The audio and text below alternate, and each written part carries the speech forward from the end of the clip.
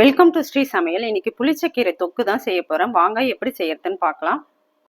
Stove on பண்ணி கடாய் வச்சுக்கோங்க.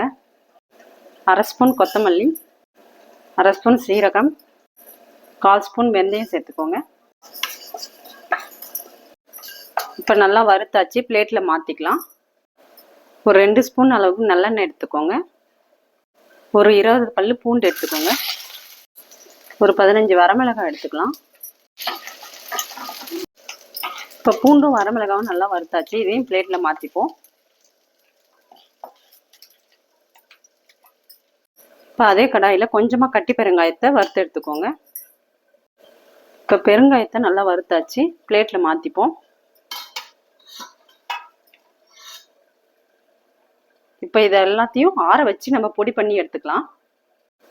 இப்போ ஒரு 2 ஸ்பூன் அளவுக்கு நல்லெண்ணெய் எடுத்துக்கோங்க. இப்போ ஒரு கட்டு புளிச்சக்கீரையை க்ளீன் பண்ணிட்டு வாஷ் பண்ணி எடுத்து வச்சுருக்கேன். இப்போ இந்த எண்ணெயிலே நம்ம நல்லா வதக்கிக்கலாம்.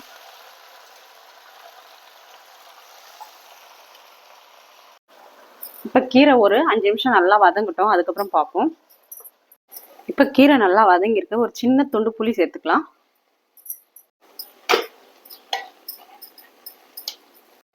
இப்போ ஸ்டவ் ஆஃப் பண்ணிடலாம். கீரை நல்லா ஆறுனதுக்கப்புறம் அரைச்சிட்டு பார்ப்போம். இப்போ கீரை நல்லா ஆறி இருக்கு, மிக்சி ஜாரில் எடுத்துப்போம்.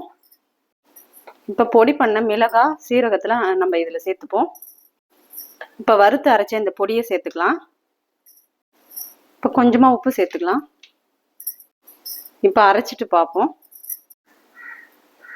இப்போ சூப்பராக அரைச்சி எடுத்தாச்சு. ஸ்டவ் ஆன் பண்ணி கடாய் எடுத்துக்கோங்க. ஒரு 4 ஸ்பூன் அளவுக்கு நல்லெண்ணெய் எடுத்துக்கோங்க. 1 ஸ்பூன் கடுகு, ஒரு 10 பல்லு பூண்டை இடித்து சேர்த்துக்கோங்க. இப்போ அரைச்ச கீரையை சேர்த்துக்கலாம்.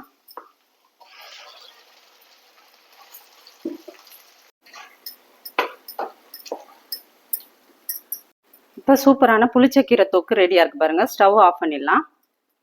இப்போ சூப்பரான புளிச்சக்கீரை தொக்கு ரெடியாக இருக்கு பாருங்க. இது மாதிரி நீங்களும் உங்கள் வீட்டில் செஞ்சு பார்த்துட்டு எப்படி இருக்குன்னு கமெண்ட் பண்ணுங்க. இந்த வீடியோ பிடிச்சிருந்தா லைக் பண்ணுங்க, ஷேர் பண்ணுங்க, சப்ஸ்கிரைப் பண்ணுங்க.